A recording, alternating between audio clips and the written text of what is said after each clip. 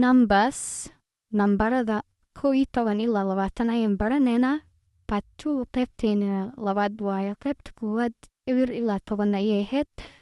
11 11 11 12 12 12 13 13 13 14 14 15 15 16 16 17 17 18 18 19 19